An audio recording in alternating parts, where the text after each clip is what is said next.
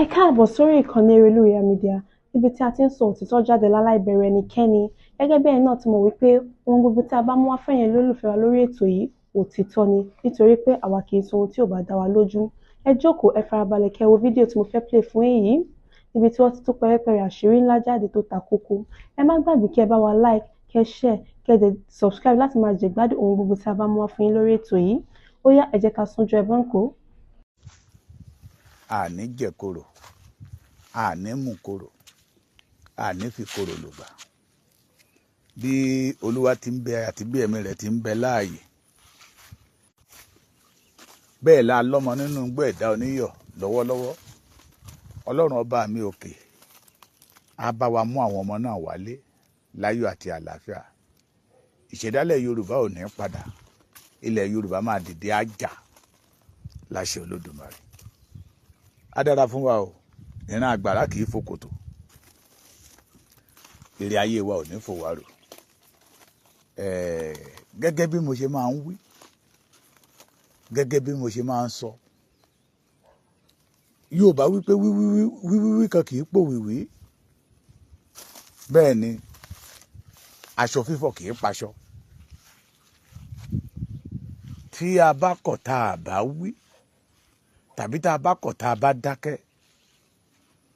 yóò bá ohun tó dára jẹ́ mọ́ wa lára. Ìgbà tó bá yẹ kọ́mọ Yorùbá ó gbégbégbégbé àti gbé á wá dìṣòro torí pé wọn ò ní dá òtítọ́ mọ̀ yàtọ̀ sí irọ́ mọ́. Tẹ́ ẹ bá dẹ̀ rántí ní ìbẹ̀rẹ̀ ọdún yìí, mo pariwo fún àwọn àgbààgbà ilẹ̀ Yorùbá. Mo pariwo fún gbogbo àwọn àgbààgbà tó ń bẹ ní ipò àṣẹ àtọmọdé àtẹ̀yìn alágbára ilẹ̀ Yorùbá àtẹ̀yìn tẹ́ wà ń pò pé orin tá a kọ ní ọdún 2025 ẹ má jẹ́ ká kọrú orin bẹ́ẹ̀ ní 2026 ṣùgbọ́n ó ṣe ní láàánú pé èyí tá à ń kọ ní 2026 lọ́wọ́ ó ju eléyìí tá a kọ ní 2025 lọ. Ìgbà tó yẹ káwọn bàbá wa tètè káràmásì kí ariwo tá à ń pa. Bó tẹ̀ jẹ́ pé ńgbà yẹn lọ́wọ́ wọ́n rí wa gẹ́gẹ́ bí aláìníṣẹ́ ṣùgbọ́n àwọn bàbá yẹn ti wá dìde. Ṣé wàá yẹ ká tó wá rí nǹkan tí ó wà máa ba iṣẹ́ yẹn jẹ́. Bó tẹ̀ jẹ́ pé wọ́n ní wọ́n jáde síta wọ́n ń bú èmi. Èmi tẹ́mi ti dé fìlà àìdòǹkìá àfi tí ń bá rí lórí ọ̀rọ̀ Yorùbá yìí. Mo dẹ̀ ti fi gbá kọ́sọ́ wípé bàbá Èkìtì, I'm not a blogger. Ọ̀pọ̀lọpọ̀ àwọn èèyàn ló máa pè mí. Bàbá Èkìtì ó yá kíní mo fẹ́ kẹ́ bá mi treat ẹ̀. Lágbájá gbowó lọ́wọ́ mi kò san. Lágbájá ó bá mi kọ́lé kò kọ́ tó màá ní kì í ṣe iṣẹ́ mi ò ń ṣe blogger. Ọ̀rọ̀ Yorùbá ló ká mi lára torí ọjọ́ ọ̀la ti tèmi ni. Ọjọ́ ọ̀la ti gbogbo wa dẹ̀ ni. So tá a bá rí nǹkan tó lè mú ọjọ́ ọ̀la wa mẹ́hẹ tá a bá lè sọ,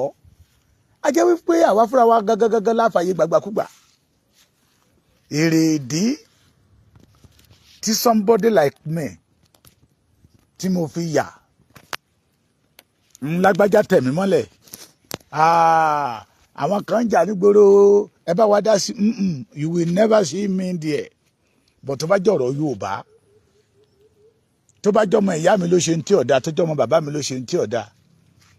àfi kí bàbá Èkìtì ọmọ gbọ́ èmi ọ̀sọ̀ wọn dẹ̀ wà díẹ̀ dáadáa.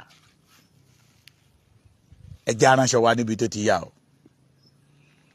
Gbogbo wa láti mọ̀ now. Ọ̀tọ̀ ní ìgbà tí Sunday Igboho ń pariwo pé ewu ń bọ̀, inú ewu la wà. Táwọn kan sọ wípé popularity ló ń wá kiri. Táwọn kan sọ wípé owó ló ń wá kiri. Táwọn kan sọ wípé ó fẹ́ kán mọ òun náà ni. Gbogbo ọ̀pọ̀lọpọ̀ inú wa ti wá mọ̀ sí pé kì í ṣe pé Sunday Igboho fẹ́ kán mọ òun. Kì í ṣe pé Sunday Igboho ń wá owó kiri. Kì í ṣe Sunday Igboho ń wá recognition. Ṣé òyìnbó yẹ correct ẹ lò sẹ́jẹ̀. Ọ̀pọ̀lọpọ̀ ohun tí Sunday Igboho ń sọ ń gbà yẹn lọ́run ló ti ń wá sí ìmúṣẹ náà. Bẹ́ẹ̀ ni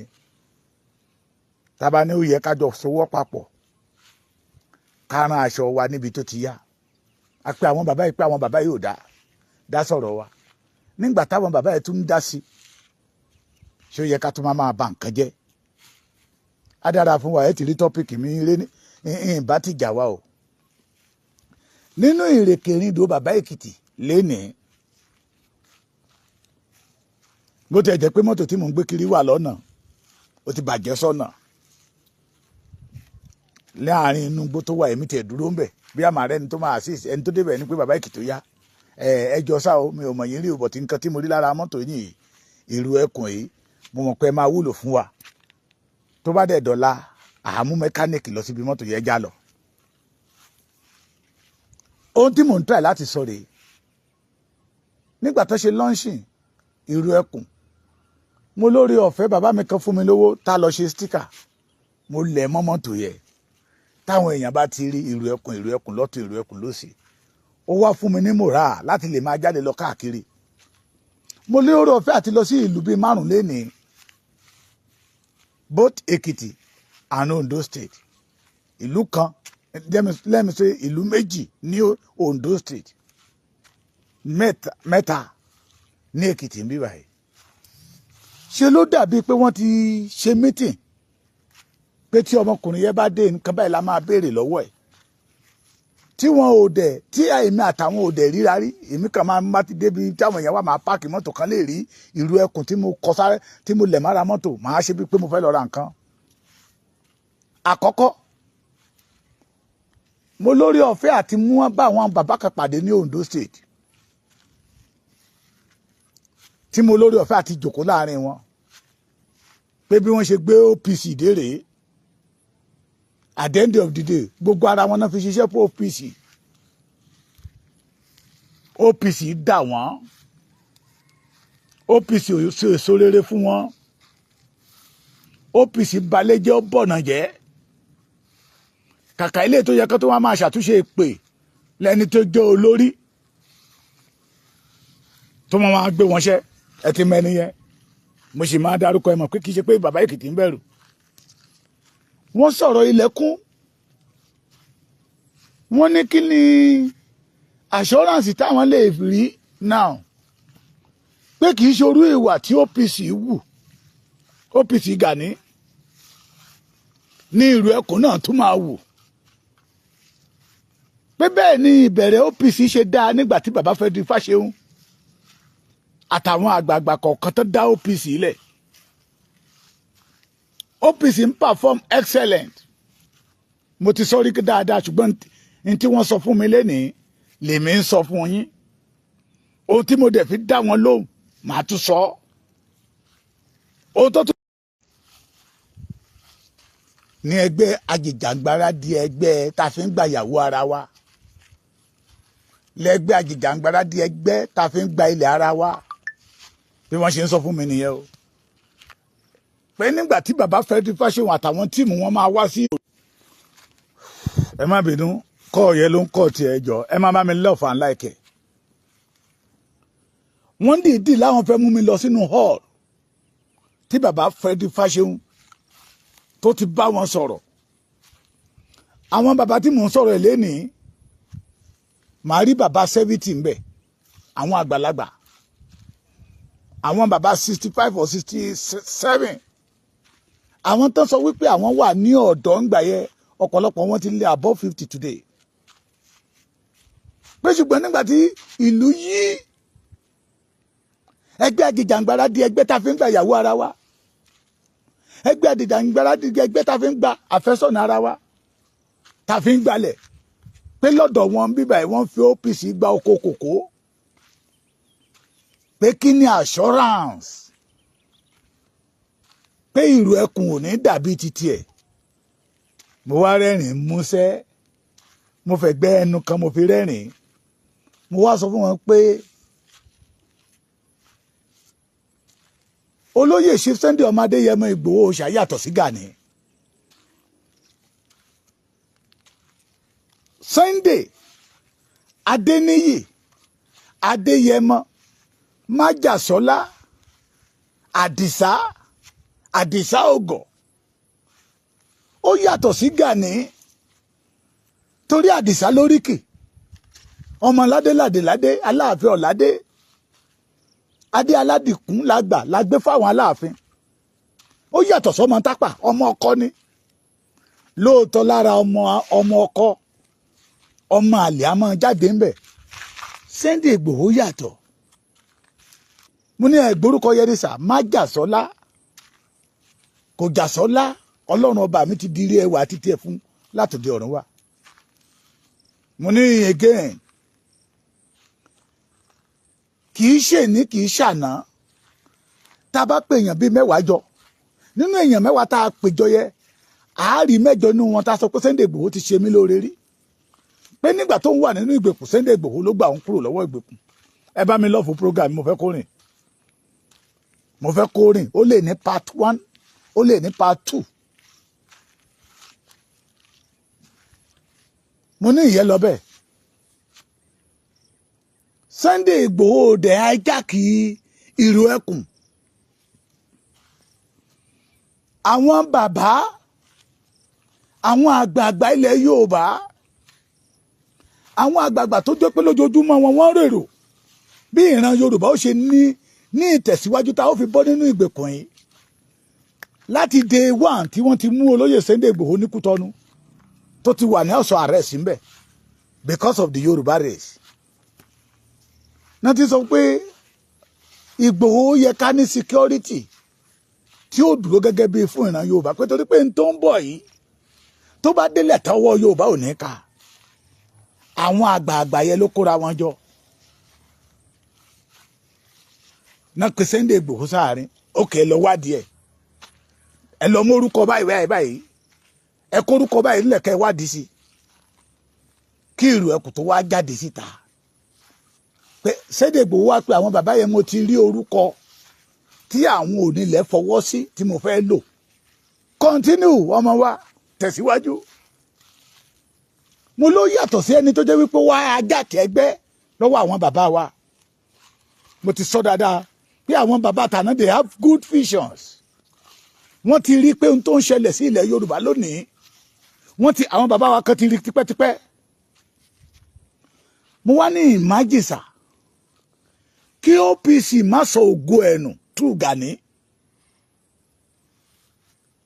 ṣé ẹ rò pé gbogbo ayé tí àwọn Fúlàní jẹ nílẹ̀ wa ìwọ̀n àríjẹ ni Sunday Igboho did not hijack ìró ẹkùn gbogbo lọ́balọ́ba ilẹ̀ Yorùbá ló lọ́wọ́ sí àwọn ọba gidi ilẹ̀ Yorùbá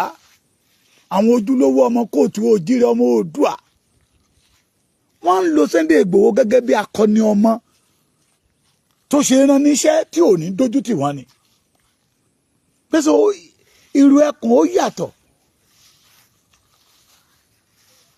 sí OPC Gani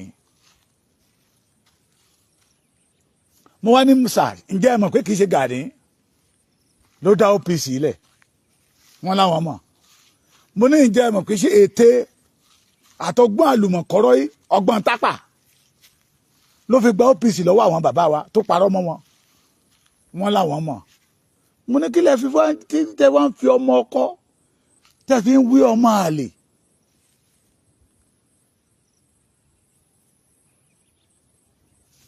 ṣé gbọ́ mi sà ìró ẹkùn ó yàtọ̀ sí OPC bàbá mi àti ìyá mi tẹ̀ ń gbọ́ mi torí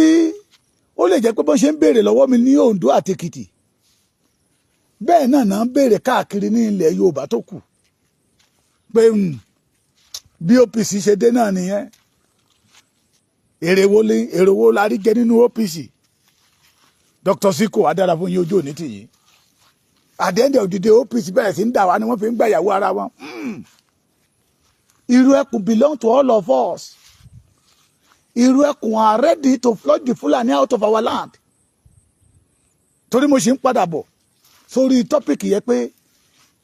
ǹjẹ́ Fúlàní Yorùbá wà nílẹ̀ Yorùbá tí yóò bá ti sí èèyàn kan tó ń jẹ́ Fúlàní Yorùbá nílẹ̀ Yorùbá kí ọmọdé wa àtàgbà wa mọ̀ pé iṣẹ́ wà lọ́wọ́ wa láti ṣe mo wá ní sà ẹ má fojo pòjó ẹ má fi fàlí pé fàlì ó yàtọ̀ síra wọn ìró ẹkùn látọwọ́ àwọn ojúlówó ọmọ Yorùbá ni that they are ready to serve the Yoruba land bàbá mi ọmọ ọba àná tí yín ò ní gbẹ̀sà ẹ má fi wéra wọn kò sẹ́ni tó lè hijack ìrù ẹkùn àtọ̀ ìgbé ayé tí OPC gbé ìrù ẹkùn ò lè gbèrú ìgbé ayé bẹ́ẹ̀ torí ọmọ ọkọ yàtọ̀ sí ọmọ àlè dẹ̀rẹ́dẹ̀ yàtọ̀ sí ọmọ ọkọ. The majority àwọn èèyàn nígbà tí Gani parọ́ mọ́ bàbá fẹ́ di Fáṣẹ̀hùn tó ajá kí OPC lọ́wọ́ bàbá fẹ́ di Fáṣẹ̀hùn àwọn tó tẹ̀lé Gani lẹ́yìn lọ́hùn gbà yẹn lọ́hùn mo ní at the end of the day Gani jojú wọn mo nítorí pé ó ń wá owó ó dẹ̀ ti fi Yorùbá mẹ́kì owó mo ní kí Sunday Igboho kó tó jọyìn pé tẹ ẹ bá kọ̀ntínú láti máa pa ìran Yorùbá ẹ jẹ́ kó ní kálukú ọmọ lọ nílọ títí ẹ̀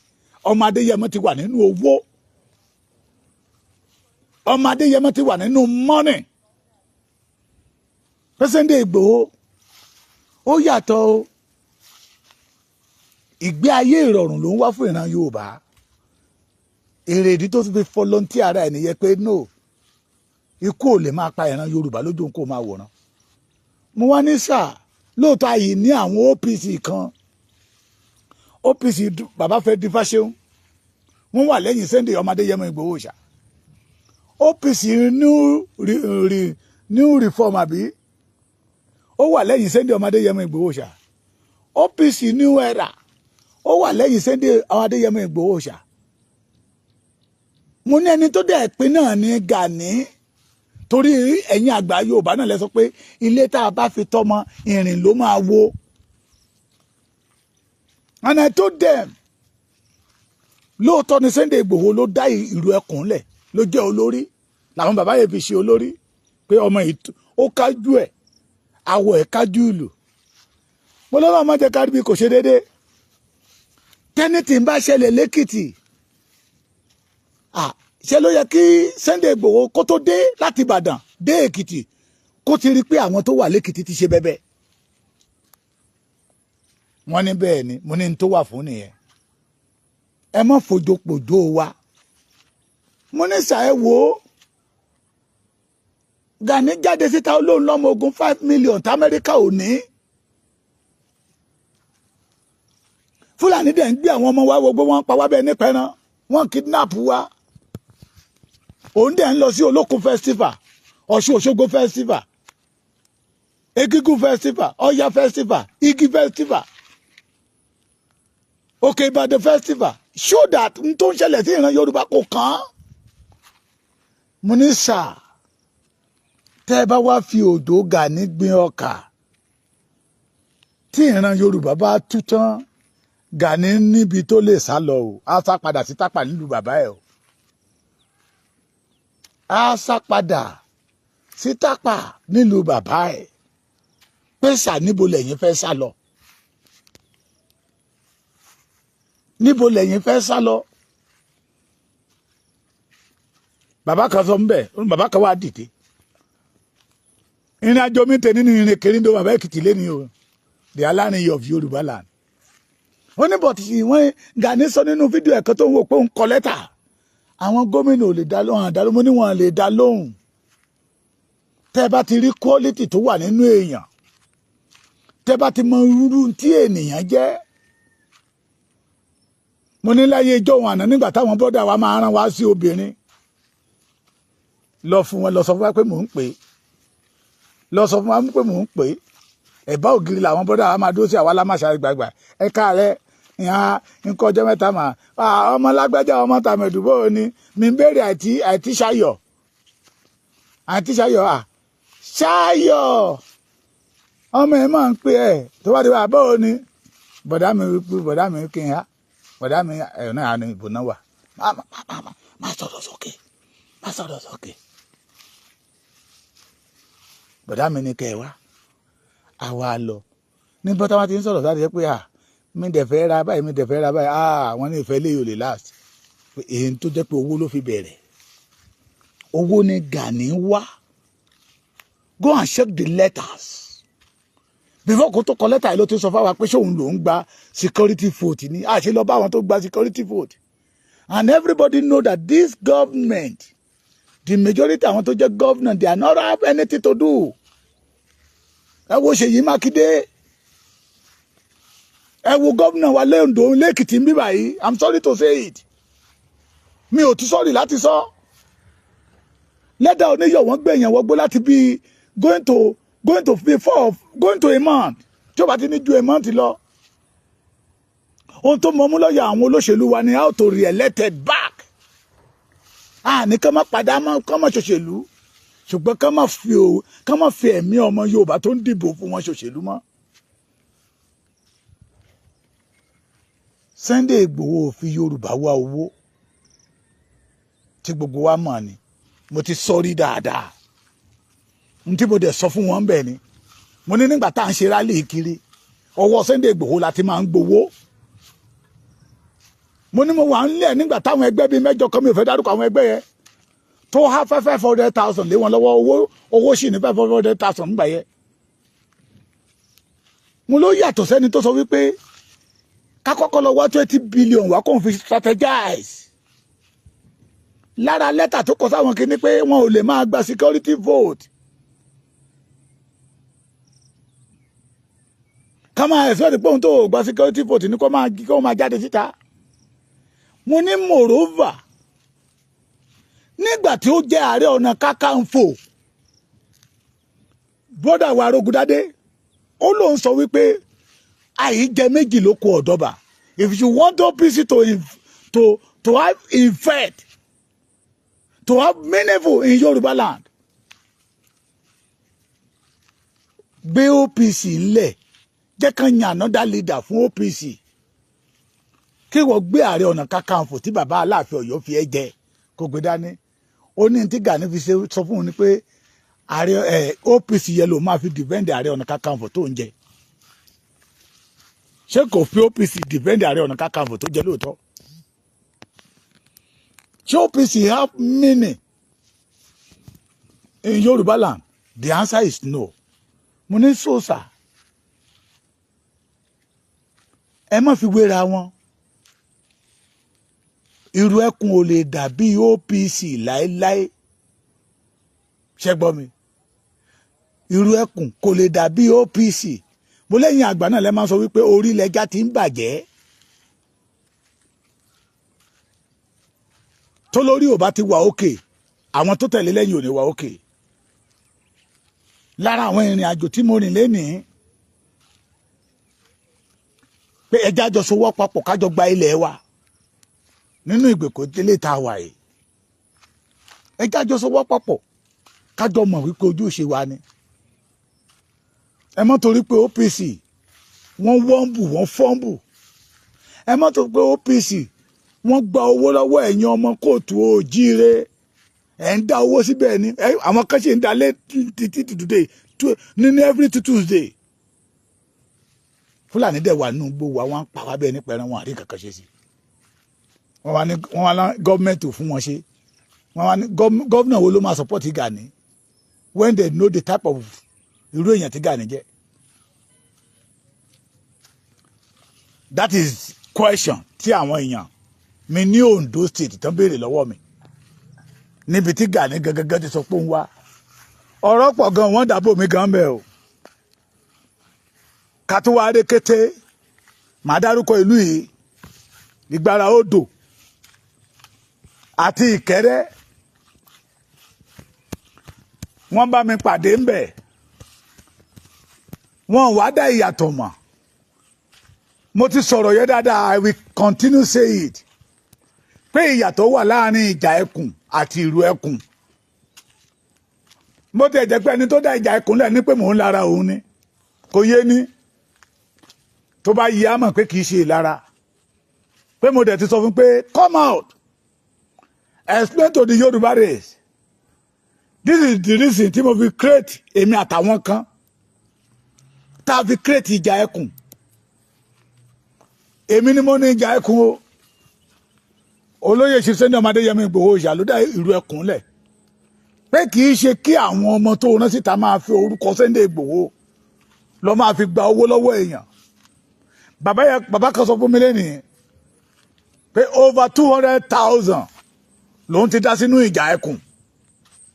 pé òun tún lọ rẹ́gísítà àwọn èèyàn bẹ̀ tó ń gba fọ́ọ̀mù bẹ̀ in the name pé wọn ò sọ fún un pé àròlé 1010 lónìí, pé ohun tó ń sọ fún un ni pé Sunday Igboho pé àwọn ọmọọṣẹ́ Sunday Igboho. Bàbá kan tiẹ̀ sọ fún mi níbẹ̀ pé ó náwó ilé yẹn sí mi, pé òun sọ fún wọn pé òun máa fún wọn ní ilé yẹn lọ́fẹ̀ẹ́ kan fi ṣe ọ́fíìsì. Bàbá yẹn wọlé lọ gbé píṣọ̀ Sunday Igboho tó ti ṣe ńlá tó kọ ìjà ẹkùn sí lára. Mo wá ní sáà Sunday Igboho know nothing about ìjà ẹkùn, but ìjà ẹkùn níjọ́ títí ìjà ẹkùn wá bá Sunday Igboho ńlé tánà wá kí pé welcome back to your father's land ní májàsọ́lá ṣe mọ̀ pé kankan wà tó ń jẹ́ ìjà ẹkùn. ló má lè kéèrà májàsọ́lá mi o máma yí wá padà o. ẹ ṣe ẹ máa bá mi lọ́fẹ̀ẹ́, ẹ máa bá mi láìkẹ́, torí ó yàtọ̀ síra wọn ni. mo tún sọ lénìí, èmi ò ṣe lára anybody. ìjà ẹkùn, àwọn tó dá ìjà ẹkùn lẹ̀ tẹ́ máa sọ fún yín pé wọ́n ń ṣe fídíò pé wọ́n ń wọnú igbó, irọ́ náà ń pa. torí ìyá kan pè mí léni pé báwo ni Sunday Igboho ṣe máa gbà kí wọ́n lọ lé Fúlàní nínú igbó, wọ́n tún gbé fídíò dání àwọn ìjà ẹkùn ṣé mo ní ó yàtọ̀ síra wọn. Sunday Igboho kọ́ ló ní ìjà ẹkùn, he know nothing about ìjà ẹkùn. kọ́ má dẹ̀ forúkọ Sunday Igboho tí àwọn èèyàn mọ́ ní ìjà ẹkùn. tí n bá dá ẹgbẹ́ kan lẹ̀ àtàrí ológbò, ẹ understand, màá lílé sọ fáwọn èèyàn pé bàbá Èkìtì àtàrí ológbò òun ló ní. ẹ má borúkọ Sunday Igboho jẹ́ làwa ń sọ fún yín, and don't cause confusion láàrin àwọn ènìyàn. àwọn mi kí ni mo fẹ́ lára ẹ fún? ohun tó o máa jẹ́, ohun tí oníkálukú wa máa jẹ́ ó máa jẹ́. ṣùgbọ́n ẹ má bà nǹkan tí àwa tá a wà nílé tá à ń forí rọ, ẹ má bàjẹ́. tẹ́ bá yà lẹ́gbẹ́ kíní tẹ́ gbé dání, kíní tẹ́ gbé dání. It is time for the Yoruba race to know the truth. ká lè mọ ibi tá à ń lọ. ìrù ẹkùn yàtọ̀ sí ìjà ẹkùn, bí ìrù ẹkùn ṣe yàtọ̀ sí OPC. ìrù ẹkùn ẹ ti gbọ́ lẹ́nu Sunday Adéyẹmọ Ìgbòho ṣàpọ̀hún ò ta fọ́ọ̀mù, pé wọ́n ta o fọ́ọ̀mù téèyàn. mo tún sọ téèyàn kan bá sọ wípé Sunday Igboho ìrù ẹkùn o à ń gba owó fọ́ọ̀mù 20,000 ní o, à fẹ́ ṣe pé owó iye báyìí ní 50,000, onítàn fẹ́ gbà yín ni. ẹni tẹ́ bá máa gbọ́ ní orú nípa ìrù ẹkùn tí ẹ bá ti gbọ́ lẹ́nu májàsọ́lá, ẹ gbọ́ látẹnu ọ̀gá kílà àtẹni tó tún tẹ̀lé ọ̀gá kílà. The ìrù ẹkùn have procedure, they have rule and regulation. ohun tẹ́ bá fẹ́ gbọ́ nípa ìrù ẹkùn lẹ́kìtì, ẹ gbọ́ látẹni tó jẹ́ commander àwọn lẹ́kìtì. They have commander each state. wọ́n dẹ̀ nìkan lọ máa gbowó fọ́ọ̀mù, ìrù ẹkùn kọ́ ló ń gbowó fọ́ọ̀mù. ṣé gbọ́ mi pé wọ́n ní àwọn ìrù ẹkùn fẹ́ ra bọ́ọ̀sì, irọ́ ni o. pé wọ́n forí Sunday Igboho, ẹgbẹ́ tí Sunday Igboho ṣe ìdálẹ̀ yẹ a fẹ́ ra bọ́ọ̀sì, ká lè ra bọ́ọ̀sì sí state. tí a bá máa ra bọ́ọ̀sì ẹnu Sunday Igboho, ẹnu ọ̀gá kìlà rẹ ti máa gbọ́. àwọn kọ́ ló ní ìjà ẹkùn, ó yàtọ̀ síra wọn. ìjà ẹkùn yàtọ̀ sí ìrù ẹkùn. bàbá Èkìtì ń pariwo ẹ má sanwó sí igbó àtúlùmí ní ẹ má ràn wọ́n lọ́wọ́ o. The problem that I have with them ni pé wọ́n ń lo orúkọ Sunday Adéyẹmọ Ìgbòho ṣá. tẹ́ bá fẹ́ ra bọ́ọ̀sì, àwa ìjà ẹkùn ẹgbẹ́ àrólé 1010 a nílò bọ́ọ̀sì. àwọn tó bá nífẹ̀ẹ́ sí yín wọ́n á ra bọ́ọ̀sì fún yín. ẹ mọ́ lórúkọ Sunday Igboho mọ́.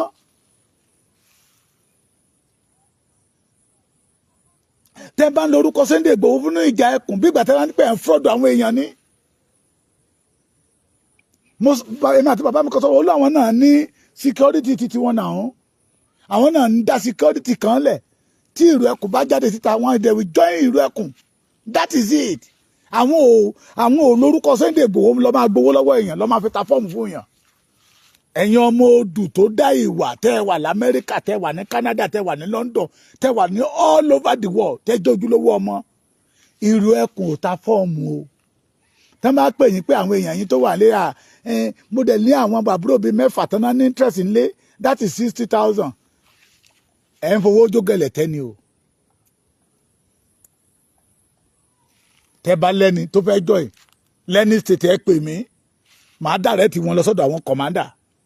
màá send number ẹni tẹ́ máa pè ní CC state fún yín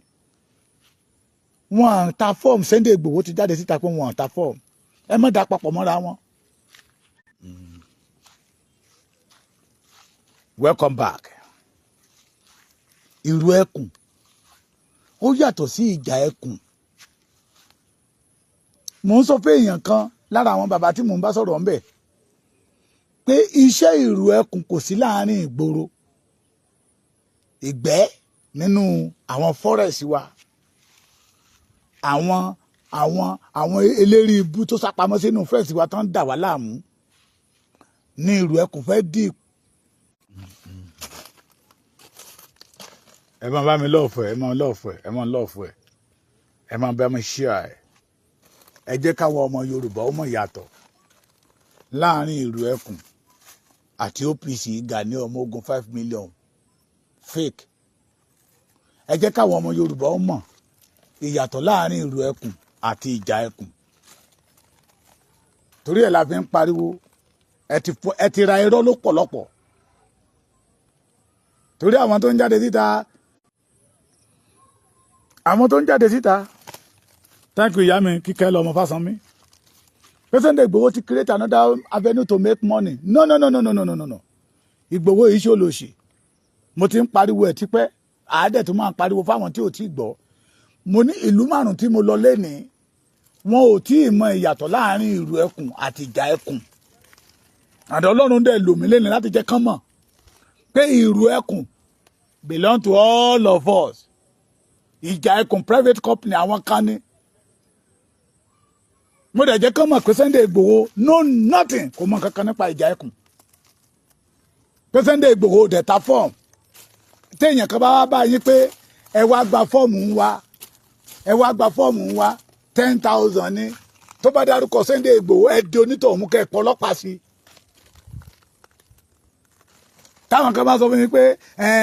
gúrùpù tí ẹgbẹ́ security tí Igboho ṣe ẹ̀dá kalẹ̀ wọ́n fẹ́ ra bus ẹ ràn wọ́n lọ́wọ́ ẹ̀yin náà dá sí irọ́ ló wà ń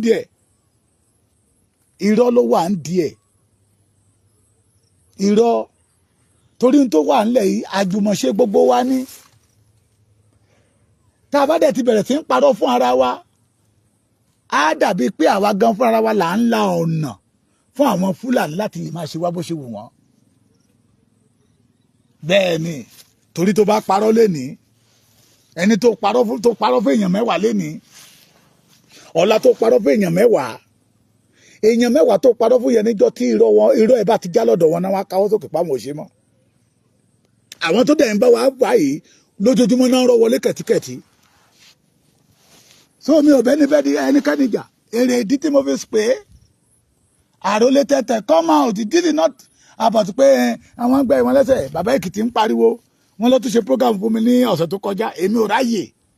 but I will say the truth ilé lèmi wà South Africa ni wọ́n wà if you want to fight for the Yoruba race come on. tí ẹgbẹ́ ẹ bá fẹ́ gba mọ́tò lọ́wọ́ àwọn ọmọ Yorùbá ẹ má dárúkọ Sunday Igboho sí that is the problem that I have with you ẹ má dárúkọ Sunday Igboho sí àrólé tẹ́ǹtẹ̀ àwọn ọmọ tó tẹ̀lé Èkìtì níjọ́ wọn àná wọ́n wà lẹ́wọ̀n lẹ́ni láti 2023 ọdún kẹta rèé tí wọn ò tí ì ṣẹjọ́ wọn táwọn ọmọ yẹn wọnú wàhálà tó yọ ṣọ́ọ̀kì lẹ́sẹ̀ wọn. Don't fake people in the name of Sunday Igboho. Let the ìjà ẹkùn be ìjà ẹkùn. Let people know that ìjà ẹkùn belong to me is a private security company. But ìrù ẹkùn belong to all the Yoruba indigenous tó jẹ́ pure Yoruba tó jẹ́ ojúlówó ọmọkọ that we want to join hands together and fight the Fulanis. kábíyèsí kan bá mi sọ̀rọ̀ lálẹ́ àná inú mi dẹ̀ ń dádùn ọ̀rọ̀ àṣírí tí kábíyèsí yẹn ń bá mi sọ inú mi dẹ̀ ń dádùn ṣùgbọ́n tó bá jẹ́ pé àwa gẹ́gẹ́gẹ́gẹ́ tẹ́ ń wò níwájú làwa bẹ̀rẹ̀ sí ń ṣe kétékété wọn á nítorí tí ń gbà táwọn ọmọdé pariwo torí tí wọn fi dá sí wọn rèé wọn ní àwọn àgbààgbà wo dá sí wọn àwọn àgbààgbà wọn dá sí wọn àwọn àgbààgbà wọn dá sí wọn torí tí wọn fi dá sí wọn rèé torí aṣọ àlà làwọn kan máa tepo sí so táwa bá rí nǹkan tó kù díẹ̀ káàtó táwa ò bá lè sọ and if I say that I love Sunday Igboho tí n bá rí tó lè bá lórúkọ jẹ́ kí n keep quiet torí pé káwọn kan má bàa bú mi títí ká ọmọ àlè ni mo jẹ́ nìyẹn ẹ mọ́ forúkọ Sunday Igboho gbowó lọ́wọ́ àwọn èèyàn ìyá tó wà ní kẹrẹ́yẹ Ọlọ́run ló yọ ó ti fẹ́ pe lọ́ọ̀yà kó sáyẹn fún wọn ó ní bí wọn àbá ṣe wọlé ọmọ ṣe wọlé àwọn ti Ìbàdàn nìyẹn in the name of Sunday Igboho bàbá kan náà ti pè mí lénìí Israel ni bàbá yẹn wà Israel pé òbítíbitì owó ló ń tẹ́tọ́ lé wọn lọ́wọ́ in the name of Sunday Igboho tí Igboho dẹ̀ mọ́ anything nípa ẹ̀ please ń tẹ́ gbé dání ni kẹ́ ẹ gbé dání please ẹ jẹ́ káwọn èèyàn ó mọ̀ there is nothing bad pé ẹni private security fẹ́ni tó bá fẹ́ gbà yàn sí géètì ẹ̀ ẹ fẹ́ ṣe ìnáwó ni ẹ wá ní bí èèyàn wá láti Amẹ́ríkà ń sọ wá ní tó máa dúró tí lẹ́yìn tó máa bá gbé báàgì kiri nothing bad on it ẹ̀yin kọ́ lẹ́ ní àkọ́kọ́ tó kọ́kọ́ máa dárú ẹ̀ lẹ̀ ṣùgbọ́n ẹ má lọ ọmọ Sunday Igboho lọ́rùn là ń sọ ẹ má fi yàtọ̀ wọn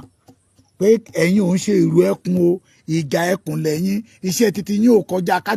ká ṣí géètì ká bá yàn gbé báàgì ká bá yàn sílẹ̀kùn mọ́tò ẹ má confuse àwọn èèyàn ẹ wá ní èèyàn kan àwọn wọn ṣe lára yín wọn bá yín jà no kó lọ wo program tí àwọn ọ̀tá ń ṣe ìjọ táwọn ọmọ yẹn lọ lé Ìgbòho fọ́tò tán yà táwọn náà ti ń pé káàkiri pé Sunday Igboho lọ̀gá wọn Sunday Igboho ní bàbá wọn òun làwọn ọ̀tá ń lò so mo sọ èyí fẹ́yìn ọmọ kóòtù òjíire tájọ wà ń létẹ́ ní kò yé yín mo ní mò ń ṣe program lórí TikTok wọn ní orí Facebook ní kí n ti jẹ́ kán rí that is why tí mo fi wá sórí Facebook ìyàtọ̀ wà láàrin ìrù ẹkùn àti ìjà ẹkùn àwọn tó ní wọ́n fi ṣe private company ní ìrù ẹkùn ní títí wà tó máa bẹ̀rẹ̀ iṣẹ́ láìpẹ́ to flush all the enemy out of the Yoruba land. Ṣé gbọ́ mi wọ́n ń tò lọ́wọ́ àwọn bàbá yẹn ń tò lọ́wọ́ that is the update wọ́n ń tò lọ́wọ́ ohun tó dẹ̀ nìkan gbà tá a máa fi ṣèwádìí àwọn tó máa wà ń bẹ̀ wọ́n ń gbà lọ́wọ́ anybody tó bá ní threat kó pe àwọn commander tó wà ní state yẹ àwọn kó pè mí ohun tó bá yẹ kó ṣe màá ní kó ṣe màá sẹ́ẹ̀dẹ̀ síbi tó yẹ kó sẹ́ẹ̀dẹ̀ sí tí ò ná yín lówó àfowó gba fọ́ọ̀mù nínú ìrù ẹkùn o olóyè Ìgbòho dẹ̀kọ́ ló ní ìrù ẹkùn tẹ́ bá nídìí sáfíìsì ìjà ẹkùn ẹ lọ bá wọn tẹ́ bá nídìí sáfíìsì ìjà ẹkùn ẹ lọ bá wọn the only service that ìrù ẹkùn ní ni pé to flush the Fulani out of the Yoruba land the evil Fulanis n tà ń sọ nìyẹn ẹ̀yin tẹ́ sọ pé ẹ wà confused ẹ má wà confused mo fi yọ́nà Ọlọ́run bẹ̀ yín tó bá tún dọ̀la màá tún dárúkọ màá tún ṣe ìrù ẹkùn yàtọ̀ sí ìjà ẹkùn ohun tí OPC fojú yín rí ìrù ẹkùn ò lè fojú yín rí torí gbogbo wa lájọ máa jókòó ìrù ẹkùn is not man decision gbogbo wa ní àpérò gbogbo ọmọ Yorùbá ní àjọṣe ọmọ Yorùbá ní àgbékalẹ̀ ọmọ Yorùbá ní àtúgbọ́lé ní pé wọ́n ní Ìbàdàn pé wọ́n tún kidnap ìyá àbèjì ká àtọmọ ẹ̀ wọ́n láàbúrò olóṣèlú kan ní Ìbàdàn ni ẹ rí pé iná ti ń jó lórí kókó ẹ rí pé iná ti ràn ṣé irú àsìkò ló yẹ ká máa forúkọ ara wa gbá àwọn èèyàn ṣé irú àsìkò ló yẹ ká tún máa parọ́ fún ara wa bébí bá ń pa yín ẹ sọ pé ó ní àwọn ìyá kan tí mo lè pè àwọn bàbá kan tí mo lè pè pé bàbá ẹ wo ọwọ́ tí bàbá Èkìtì wà yìí mo búróòkì ebi tẹ̀ ń pa mí ọ̀tọ̀ nìyẹn ṣùgbọ́n kẹ́ máa fi pé Sunday Igboho àti ń ta fọ́ọ̀mù lọ́wọ́ 13,000 ní fọ́ọ̀mù kiri kankan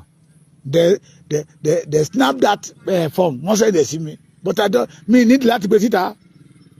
enough is enough enough is enough you are welcome enough is enough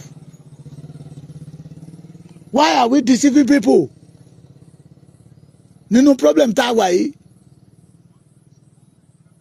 situation tí Yorùbá wà ń gbà yẹn lọ́hùn ní Dúpọ̀ ní tìrí fi wọlé sí wa lára tó fi gbá ọ̀pọ̀lọpọ̀ ọmọ Yorùbá enough is enough ẹ má wùwà bí Dúpọ̀ ní tìrí tó bá jẹ́ pé lóòótọ́ lẹ gbé dání OPC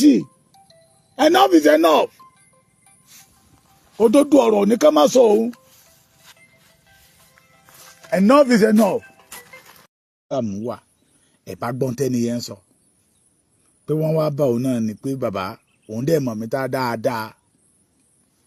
pé wọ́n ní kó wá join ìjà ẹkùn tí Sunday Igboho ṣẹ̀ dálẹ̀ mo wá ní ó yàtọ̀ síra wọn. ìkà lọ́rùn n ò dẹ̀ ní í ṣe bàjẹ́ ọmọ làkejì báyé ń gbógun ẹ ṣáà máa hùwà rẹ̀. Mo wí iná mo dánu dúró. Thank you for the awareness, Baba Ekiti. We must learn our lesson for Yoruba nation where some people just came to enrich themselves. We have never forgot. Yes, ìyáàyàn lẹ́nu rẹ̀ abámi. Òun la fi ń sọ bẹ́ẹ̀. Àwa tá a dúró. Àwọn tó jẹ́ pé àsáré wá ni wọ́n.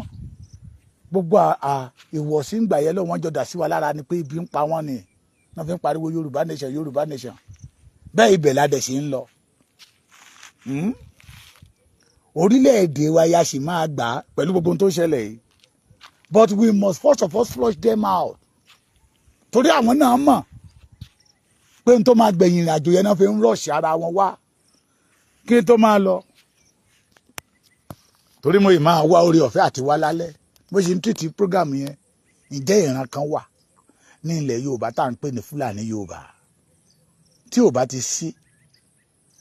ẹ̀yin àgbààgbà ilẹ̀ Yorùbá ẹ gbọ́dọ̀ dá mi lóhùn lálẹ́ ká lè jọ mọ ohun tá a fẹ́ ṣe lórí wọn òkè lẹ́ ń wòye orí àpáta lẹ́ ń wòye ṣẹ́rí orí àpáta lẹ́ ń wò tó lọ yẹ orí àpáta òun lẹ́ ń wò orí àpáta lẹ́ ń wòye òkè ní o òkè gidi òun lẹ́ ń wò ṣẹ́ ẹ̀ ń wò lọ́ọ̀kan àwọn òkè gidi òkè ńláńlá tó yí ilẹ̀ Yorùbá ká gbogbo ẹ̀yin tẹ́ ẹ bá ti wà ní ìlú tí orí ẹ̀ òkè tó jẹ́ àpáta ẹ jẹ́ á ṣe fìjìláńtẹ́ débẹ̀ ibẹ̀ náà ń sápamọ́ sí ẹ gbọ́ èyí dáadáa ìwọ tí òkè bá ti wà ládùúgbò ibi tó kọ́lé sí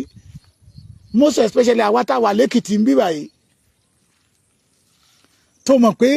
new site níbi ó di ìlú lẹ́wà let us be vigilant. They are ready to deal with Yorubas and the Yoruba must prepare for them to face them. Ṣé mọ̀ pé mo ń sọ ọ̀rọ̀ kan tipẹ́tipẹ́ pé ààrò tó bá tutù lédi yẹn máa ń yé ló máa ń sábà sí. Ṣé gbọ́ mi?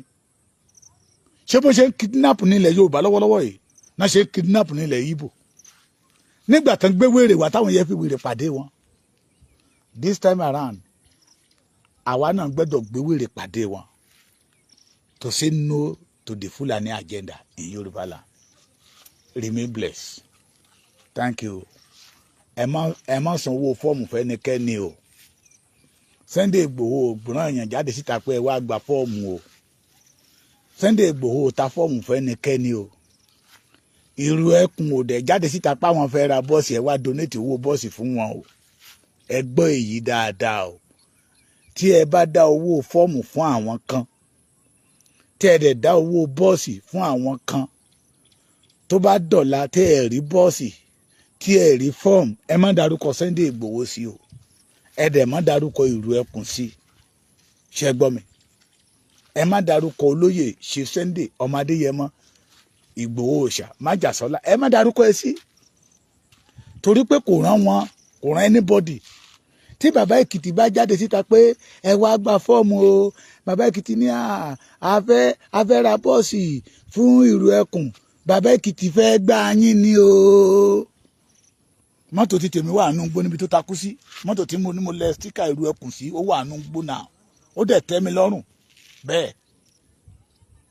Torí purọ́ oníyì Yorùbá wípé ẹ̀tẹ́ ló máa ń gbẹ̀yìn ẹ̀. Purọ́ oníyì sí láàárín ẹni kíníkì mẹkáníìkì wọn náà ti sọ pé tí n bá tuntun ṣe bẹ́ẹ̀ ó tún máa ṣe bẹ́ẹ̀ ìsìpẹ́tà kí n lọ ra ànádà ẹ̀jìn sí ìdẹ̀ lówó ẹ̀jìn ó sì máa má léjì ẹ̀ bẹ́ẹ̀. Mo ní bẹ́ẹ̀ bá wẹ̀yìn mọ́tò mo ní ẹ̀ rí àwọn kẹ́gì omi tí mo rọ ọbẹ̀ tó bá ti tutù màá tún domi sí màá tún ṣáná sí. Sunday Igboho ò ní ẹ dá owó bọ́ọ̀sì fún ẹnikẹ́ni o ọ̀gá kílà ò rán àyàn o pé ẹ lọ gbowó fọ́ọ̀mù o ó yá ẹ máa dáwó fọ́ọ̀mù ebi ò pa wọ́n o ebi ò pa wọ́n. Wọ́n dẹ̀ dá ìrù ẹkùn lẹ̀ tó ẹ̀ rí theirself mbà ẹ gbọ́ èyí dáadáa o torí téèyàn kan bá jáde síta pé àwọn ìrù ẹkùn wọ́n gba fọ́ọ̀mù lọ́wọ́ òun wọ́n gbowó fọ́ọ̀mù lọ́wọ́ òun àwọn nílùú wọn òun lòun wà nínú kọ́mítì kan àwọn about bíi 250 bíi 300 làwọn sẹ́ndì owó fọ́ọ̀mù ẹ̀ máa kẹ́pẹ́ tó nítàn lórí program mi o. Àwọn ìrù ẹkùn leading by Chief Sunday ọmọ Adéyẹmọ Ìgbòho Òòṣà ọ̀gá kílà ìyá mi Ṣọlá kò gbẹdọ̀ kú authority wọn ta fọ́ọ̀mù wọn àdẹ̀rẹ́ ẹnikẹ́ni jáde síta ẹ má fojú pòjó wọn o. Ìrù ẹkùn belong to all of us. Ìyàtọ̀ dẹ̀ wà nínú ìrù ẹkùn àti ìjà ẹkùn. Ìrù ẹkùn lára bọ́dì ẹkùn ló wà. Ìjà nígbà tó bá ń jà ni ó yàtọ̀ ìjà yàtọ̀ sí ìrù ṣe gbọ́ mi. Sunday Igboho ló ní ìrù ẹkùn to deal with Fulani people to face the Fulani people. Àròdílé tẹ́ntẹ̀ ló ní ìjà ẹkùn to be able to create a security to open gate open òyìnbó yìí náà ló fi ìyà jẹ mí ó máa ń wù mí kí n máa flush òyìnbó out láti lè máa ṣí géètì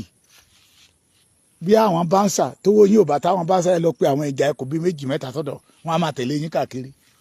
ní táwọn wà fún nìyẹn private company ni tí wọ́n bá lọ sínú abẹ́ igi kan tó sọ pé àwọn wà nínú gbó wọ́n ń tàn yín ni èmi ò ní parọ́ fún yín wọ́n ń tàn yín ni tí wọ́n bá ṣe fídíò ìrù ẹkùn tí ìrù ẹkùn bá bẹ̀rẹ̀ wọn à ní ṣe fídíò nínú gbó mbà àwọn ní ètò àwọn àtàwọn àgbààgbà ilẹ̀ Yorùbá jọ tó pé báyìí la ṣe fẹ́ kó rí báyìí Yorùbá ní pé iṣu àtẹnumọ́ràn kan ní kì í jóná iná ìsìsì ìjóyàn lẹ́ẹ̀mejì ohun tí OPC fojú wa rí the failure that OPC caused for Yorùbá land we must not allow it to repeat itself again bó ṣe jẹ́ nìyẹn ojú ò ní tì yín. Àwọn kan máa ń pè mí ní èrè pé ọ̀rọ̀ ṣé ọ̀rọ̀ mi ti lélẹ̀ jù mi ò fẹ́ kájọ fèlè ara wa ni tí n bá ti jí tí mo sùn tí mo jí tí mo bá lajú pé Nàìjíríà ni mo ṣì wà ẹ̀rù máa ń dá mi ń bà yàtọ̀ ẹ̀rù ọjọ́ ọ̀la mi gan máa ń bà mí ẹ̀rù ọjọ́ ọ̀la máa ń bà mí. Èèyàn kan sọ fún mi lẹ́nu oní ní skul kan àwọn gòdògòdò kankan páàkì mọ́tò lẹ̀ síwájú ọ̀dọ̀ wọn ni ó ní àwọn ọmọ skul yẹn fọ́ síta ni wọ́n bá bẹ̀rẹ̀ sí sáwọ́ gbó lọ àwọn Boko Haram ti dé ẹgbà wá o ẹni máa fọfẹ́sì ẹ mọ̀ pé ìtìjú ńlá ló jẹ́ fún ìran Yorùbá kí àjòjì bá máa halẹ̀ mọ́ wa ní ilẹ̀ bàbá wa ṣé àwa lórí ọ̀fẹ́ àti ṣerú ẹ̀ nínú ilẹ̀ wọn ká tó wá gbé ẹgbẹ́ kan jáde síta tó ṣe tán tí olórí wọn tó fi ara ẹ̀ jì to flush them out of the Yorùbá land káwọn kan tó wá gbé ẹgbẹ́ kan kalẹ̀ káwọn máa forúkọ yẹ máa fi confuse èèyàn kan tó wá máa forúkọ Sunday Igboho máa gbowó lọ́wọ́ èèyàn ṣe ló yẹ kájọ bá wọn wí pé sàn láàrin ajẹnimu ní pẹkọrọ ẹ mọ lọ tí ò ṣe ti Sunday Igboho ẹ mọ lọ ọmọ lára ẹgbẹ́ àròlé 1010 lélẹ́yìí àwa là ń ta fọ́ọ̀mù ẹ wá ra fọ́ọ̀mù ẹ má sọ pé Sunday Igboho ló dálẹ̀ Sunday Igboho máa ń pa ẹ̀ káwọn èèyàn lè ra fọ́ọ̀mù yín torí olóyè Sunday Igboho ó yàtọ̀ síra wọn